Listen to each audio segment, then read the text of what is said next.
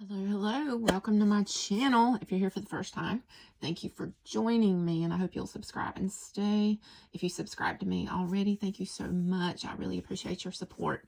So what I wanted to do today, I was watching Hidden Magic Tarot, and I want to do a VR to her. She created a tag that I think will be very helpful. I really enjoyed hers. This could be helpful for beginners, or it could be helpful for people that's been reading tarot for years. It's called hashtag I wish I'd known tarot. So it's what do you wish you would have known about reading tarot before you started reading tarot. So this is the tag that I am going to participate in. And you may hear me rumpling some papers because I jotted down notes. The first thing that I wish that I had known in understanding tarot is that tarot is they're just cards. They're tools, but they're also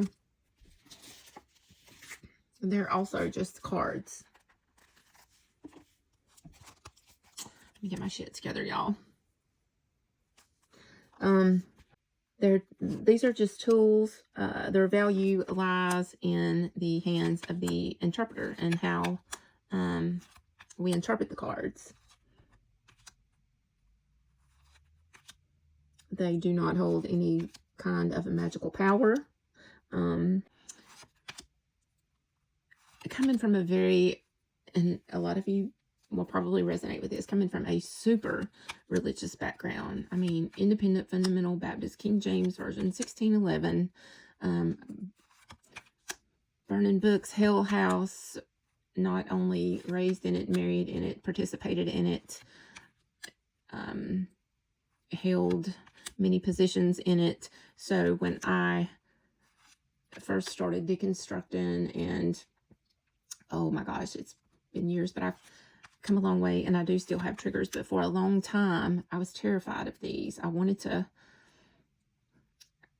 was drawn to them. So for a long time I kept them locked away in another room. I wouldn't read them at night. I wouldn't look at them. I had heard so many terrible stories about like in church, about people dabbling and stuff like this and getting possessed by the devil, and their clocks just going crazy and all kind of terrible stuff happening, demons circling their house and singing. So yeah, it scared the shit out of me.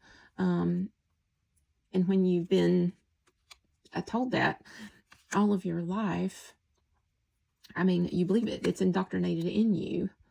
And so I'm to the point now to where I have them all over the house. I collect them. I love them. I use them as tools for therapy and as tools to help still with some of that dogma that I may still have. I still do get triggers, not with tarot cards, but with different things.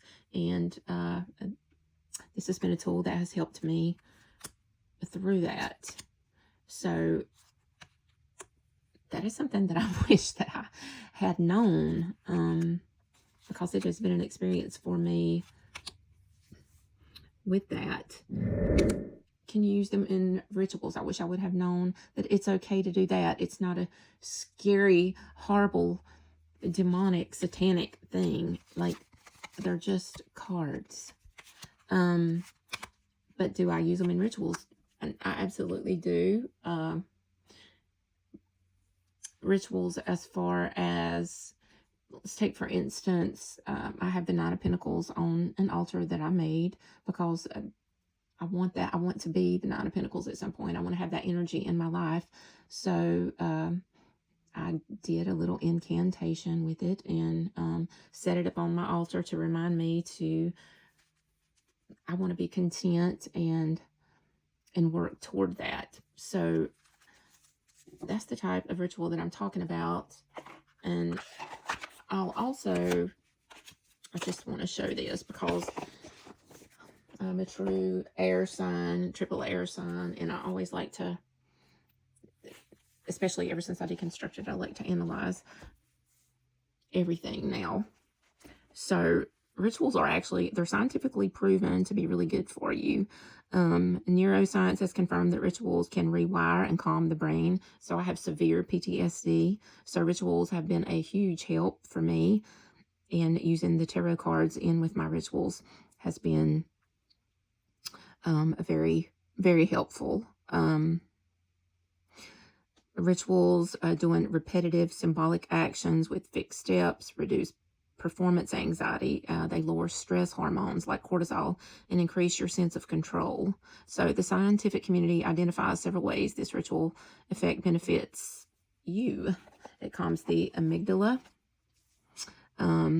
which is the structured, predictable nature of rituals, signals safety to your brain's fear center, which is really good for my fight or flight and my PTSD. It reduces performance anxiety. Like for me, that would be like even coming on here to talk. It buffers against failures, and just here's several websites from universities and from scientists. Anyway, I just wanted to throw that in. I wish I had known that as well.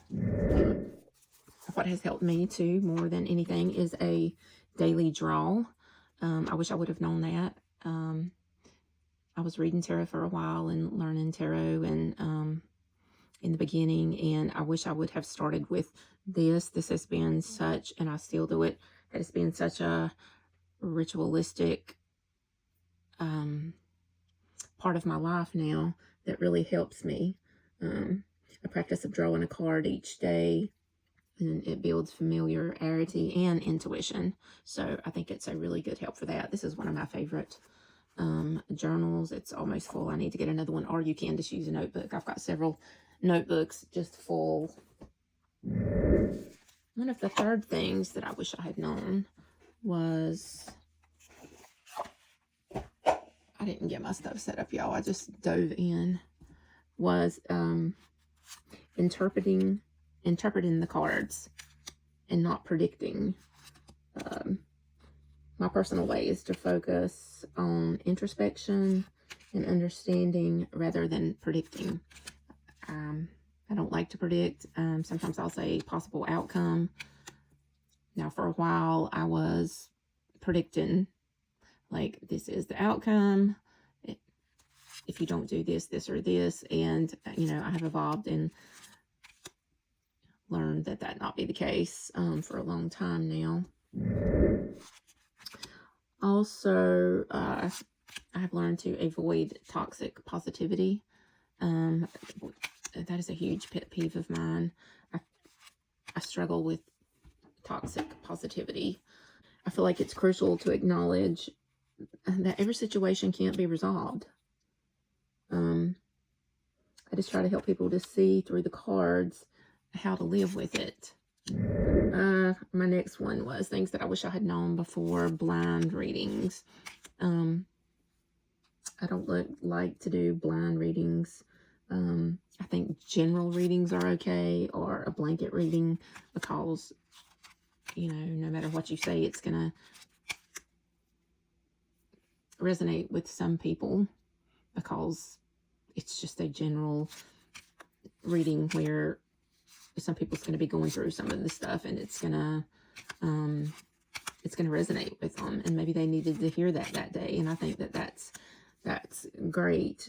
But to get a real reading, I prefer to sit down with somebody where there's context provided, and I can communicate back and forth with them and be like, interpret the cards meaning and be like, this, you know, is that resonating with you right now? How can we move forward from this? What can we do? And then pull more cards and discuss the cards. And is this something that you think could help you? And, you know, just discuss it. To me, cards, these tarot cards and oracle cards, are more therapeutic for learning how to deal with situations and the best way to go with the situation. And personally, for self-reflection and journaling and evolving and learning more about yourself, learning your triggers, learning how to handle things more with patience and knowing when to step back from a situation. And let's see, my next one was navigating difficult readings or situations. So with that, I would just offer insights rather than empty reassurances. Resource sharing. I like to keep a list of hotlines or shelters, counseling services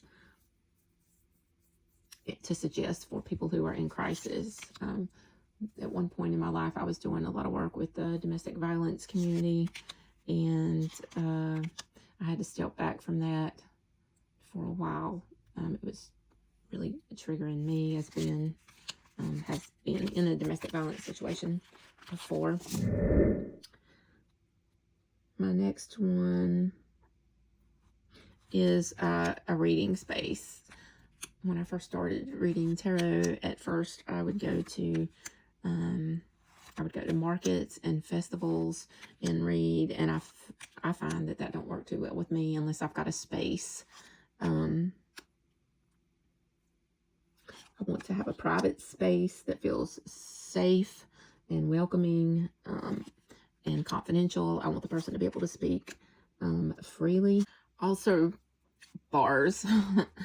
When I first started reading, I went to bars a few times, and that did not work out well for me. And I'm not knocking anybody that does with anything in this video, because I think everybody does things different, and what works for you. And but I find for me, like, it's way too much chaotic energy, and I personally can't do bars. It was not a very good experience for me. So to me, having a nice space to read is a huge thing. Even if I'm reading for myself, I want a very quiet space where I can concentrate and meditate on the cards and think and be completely zoned in on what I'm doing. So that is for the space part, your sacred space that you read. I wish I would have known before to have boundaries. Yeah, like, you need to have boundaries when you're reading. I don't like a lot of people hovering over me. I can't read like that. I can't concentrate, and that would be a boundary. And I have had somebody say, well, can you look at it from the guidebook that knows a little bit about tarot? And I can read the guidebook, but sometimes the guidebook's interpretation of what you have disclosed to me isn't going to fit the cards, because the cards have different the Four of Cups, for example, it can have several different meanings depending on the reading. It can be that you're not seeing something in front of you, or it can mean that you're in some sort of a depression. You're not thinking about anything else. The Seven of Swords, it can mean that this could be you in the situation, and you're trying to survive. So you're getting what you need, even if it has to be kind of in a sneaky way. You're getting what you need to get out of the situation to help yourself. You're in survival mode. Or it could mean that you're the people back here, like, you've been betrayed, someone's trust. You've lost someone's trust. Someone's stabbed you in the back. Someone's taken something valuable from you, whether it's materialistic or whether it's emotional. Maybe they, took a part of your soul or a part of your heart and they hurt you. So it can have different meanings. It's just like the guidebook don't always provide that with what the situation is. So another thing that I wanted to talk about that I wish I had known, and this particular deck is a great example. With this Monstero, tarot is you know, you may not always be the main character in the card. You could be the one trying to keep somebody from taking a risk. I noticed this when I was doing inner child work with this deck. Sometimes you may be this person. Like, this could be you watching someone you love take on all the burdens, and here you are, you're carrying what you can carry to help, but you feel kind of helpless. There's nothing that you can do except for carry what little load that you can carry. So you're watching someone else sacrifice and carry this burden and trying to make it. So that's something that I wish I would have known, because you're not always the main character. You could be observing. Like if you were doing inner child work, someone's walking away. This could be a parent. You could be this little ladybug here, and you're just kind of following along behind them, or you're either watching them leave.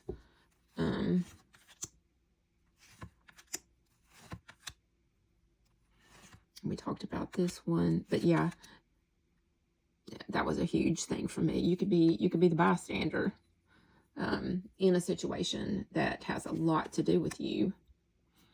And even in this card, you could be one of the people down here instead of this one. That's been a big thing for me. We can keep looking at this deck, but I'm going to look at move on to my next point. I wrote down recognizing the importance of safety.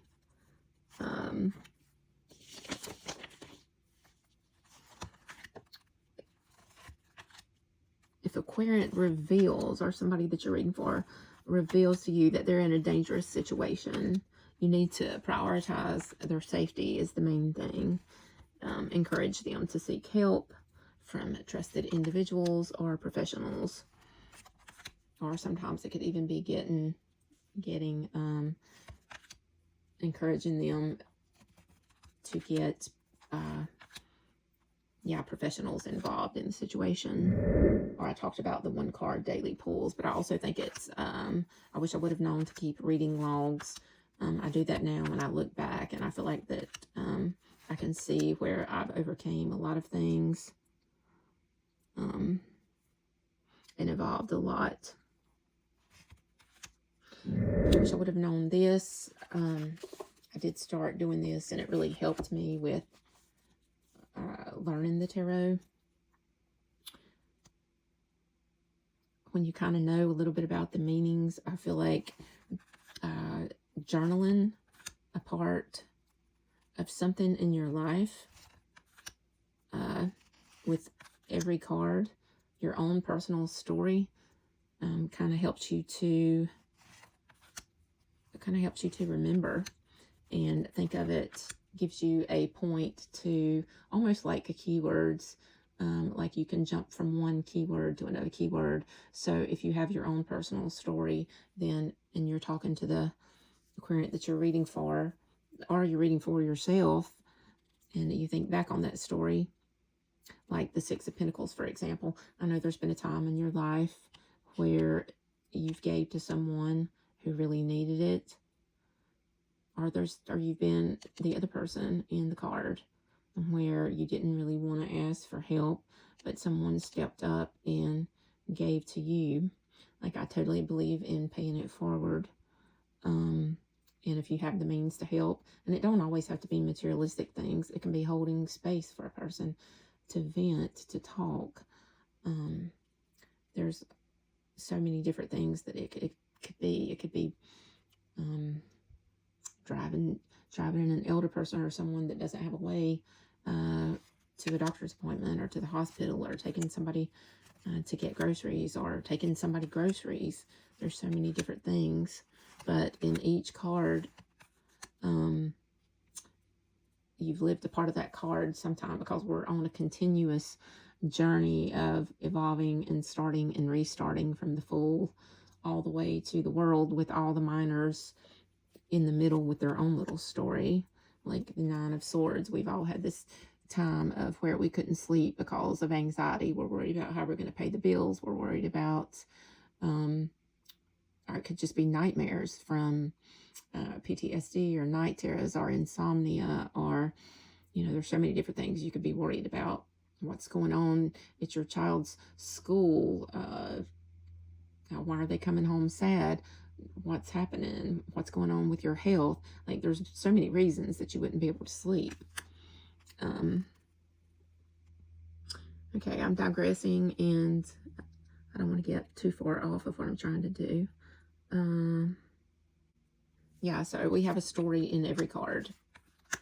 I think everybody has a story in every single card.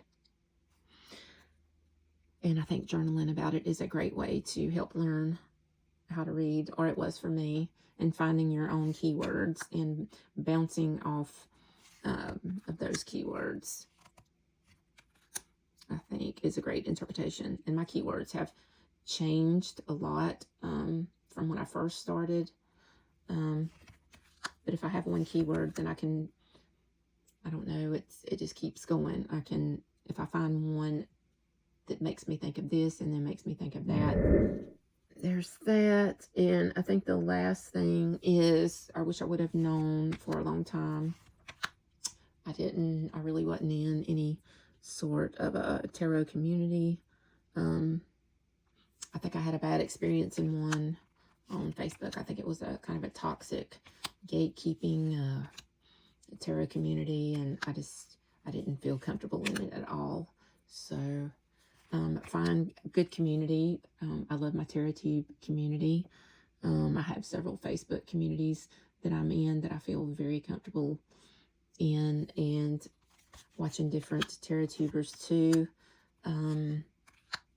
You can learn a lot by learning from others. Everybody has different ideas, and I think everybody has something to give.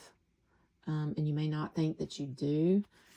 You don't have to have a huge following to have a really good thought process on things, and you can teach somebody something that they didn't know or they didn't realize before. So I do think that we're always evolving and we're always learning. And if we think we've learned it all, that's when we're in trouble.